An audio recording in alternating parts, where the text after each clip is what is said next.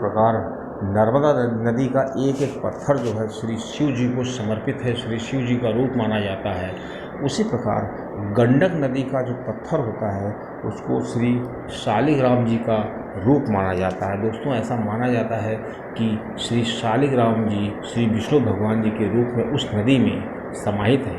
दोस्तों, major tips signum channel में आपका स्वागत है। आपको जानकारी अच्छी लगे तो वीडियो को शेयर करिएगा और चैनल को सब्सक्राइब करिएगा। दोस्तों, बहुत पहले की बात है कि एक वैश्या हुआ करती थी और वो वैश्या अपने ग्राहकों को बहुत संतुष्ट रखती थी। बहुत समय बीत गया लेकिन वो अपनी धंधे में बिल्कुल मग्न रहती थी। दोस्तों, एक बार क्या हुआ, वैश्या जिस गांव में रहती थी उसी गांव में एक बहुत पहुँचे हुए संत आए और वो संत जो थे सभी लोगों का कल्याण कर रहे थे। दोस्तों, प्राचीन समय में जो संत होते थे वो कल्याण करने के लिए पृथ्वी पर आते थे। सभी लोग उसके पास जा कर के आशीर्वाद लेते थे। अब दोस्तों क्या हुआ कि जो वो वैश्या थी उसको भी लोगों ने कहा कि तुम जाओ और संत से आशीर्वाद लो जा कर के। वो संत के पास गई और संत से कहने लगी, महाराज मुझे मोक्ष चाहिए, मैं भी चाहती हूँ कि इस पृथ्वी पर बार बार हमें जन्म न लेना पड़े और इस जन्म मृत्यु के बंधन से मुक्त चाहती हूँ। तो संत ने कहा कि तुम जो घिनौना काम करती हो देह व्यापार का, इसको तुम्हें छोड़ना पड़ेगा क्योंकि ये तुम्हारे मोक्ष में बाधक बनेंगे।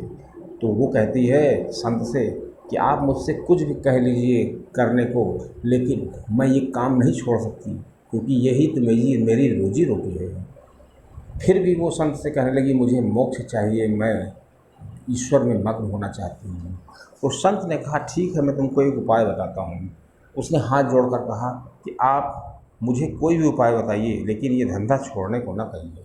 इतने में क्या होता है, संत जो होते हैं उस वैश्या से कहते हैं कि तुम इस काम को करो लेकिन तुम्हारे पास जो ग्राहक आता है उसको तुम अपने पति के रूप में देखा करो और जितनी देर वो तुम्हारे साथ रहे उसमें अपना पति रूप देखा करो। उसने कहा ठीक है।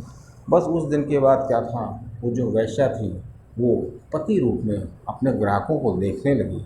जैसे ही कोई उसका ग्राहक आता पहले उसके वो पैर धोती, उसके कपड़े धोती, उसका बिस्तर लगाती और उससे हाल चाल पूछती, उससे प्यार करती। दोस्तों, बहुत समय बीत गया इसी तरह। ये सब चीज़ें वैश्या की विष्णु भगवान जी देख रहे थे और विष्णु भगवान जी ने ऊपर से देखा कि ये वैश्या तो पतिव्रता बन गई है। विष्णु भगवान जी ने उसकी परीक्षा लेनी चाहिए। विष्णु भगवान ने एक मानव रूप लिया और उसके पास आए ग्राहक बन करके, क्योंकि हमेशा की तरह वो जो वैश्या थी श्री विष्णु भगवान को अपना पति के रूप में ले जाती है, उनके पैर धोती है और उनकी आरती करती है।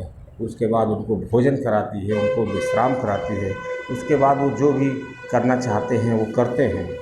उसके बाद श्री विष्णु भगवान जी जो अपना भेष बदल के आए थे वो सो जाते हैं। उनको गहरी नींद आ जाती है। सुबह जब सो के उठते हैं तो उनके सर में दर्द होने लगती है। तो श्री विष्णु भगवान जी उससे कहते हैं वैश्या से कि मेरे सर में दर्द हो रही है। तो वो कहती है मैं आपके लिए कोई वैद्य बुला के लाता हूँ। तो श्री विष्णु भगवान ने कहा, अरे वैद्य की क्या ज़रूरत है, मैं सही हो जाऊँगा। लेकिन दर्द बढ़ता ही जा रहा था। आखिर में जो व्यक्ति ग्राहक बना हुआ था विष्णु भगवान के रूप में, उसकी सर के दर्द के मारे मृत्यु हो जाती है। जब उसकी मृत्यु हो जाती है विष्णु भगवान के, तो उसके गांव में लोगों में ये कहने लगते हैं लोग कि वैश्या के घर में किसी की मृत्यु हो गई है। गांव वाले वहाँ भीड़ लगा लेते हैं। उसके बाद क्या होता है कि शव को शमशान में ले जाने की तैयारियां की जाती हैं और श्री विष्णु भगवान जो ग्राहक बने हुए थे वो शव के रूप में चिता पर बैठाए जाते हैं। और दोस्तों, इतने में क्या देखते हैं कि वो जो सती होती है वो भी 16 श्रृंगार करके चल देती है अपने घर से और अपने पति के साथ सती होना चाहती है। जब वो चिता पर चढ़ने लगती है तो गांव वाले कहते हैं, अरे तुमको क्या हो गया, तुम तो एक वैश्या हो और तुम सती क्यों होने जा रही हो। तो उसने कहा, मैं वैश्या थी लेकिन जब से हमारे गुरुजी ने हमको कहा है कि तुम हर ग्राहक में देवता को देखा करो, ग्राहक को देवता के रूप में, तब से मैं सबको अपना देवता मानती थी। ये भी मेरे देवता हैं, मेरे पति हैं। इसलिए मुझे मेरा कर्तव्य है, मेरे गुरुजी ने कहा है कि मुझे भी इनके साथ सती होना चाहिए। और बस फिर क्या, वो चिता पर चढ़ जाती है और उस शव का जो सर होता है अपने जंघे पर रख करके आँख बंद कर लेती है। अब दोस्तों, वो शव के पास बैठ के कहती है कि मैंने अगर गुरुजी के आदेश के बाद किसी भी पति के साथ गलत संबंध बनाया हो और हर केवल अपने पति का ही अपने मन में चिंतन न किया हो, तो मैं सती न हूँ, और अगर मैंने ऐसा किया हो तो तुरंत मैं सती हो जाऊँ।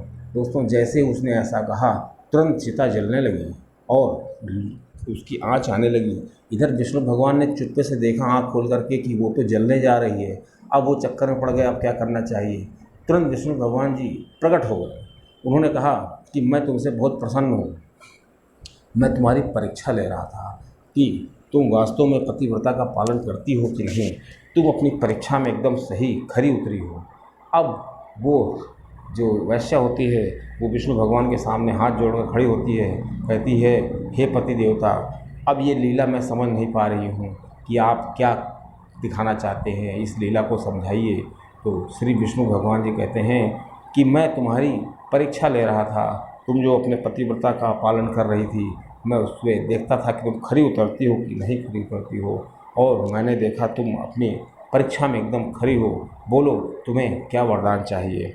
अब श्री विष्णु भगवान जी जब ऐसा कहते हैं तो वो वैसा कहती है कि मुझे बस आपकी जो इस तरह आप लेटे हुए थे मेरे साथ जंघे पर सर रख करके, हमेशा आप मेरे साथ ऐसे ही लेटे रहिए।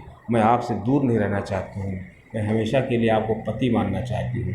तो श्री विष्णु जी ने कहा कि मुझे तो बैकुंठ लोक जाना होगा, लेकिन मैं तुम्हारे वरदान के रूप में, पत्थर के रूप में तुम्हारे कि साथ ही रहूँगा। अब दोस्तों, जैसे ही विष्णु भगवान जी ये उसको आशीर्वाद देते हैं, वरदान देते हैं, तुरंत वो वैश्या पानी हो जाती है, मतलब पानी के रूप में बहने लगती है, और बहते बहते बहते बहते एक बहुत बड़ी नदी का रूप ले लेती है, गंडक नदी के रूप में।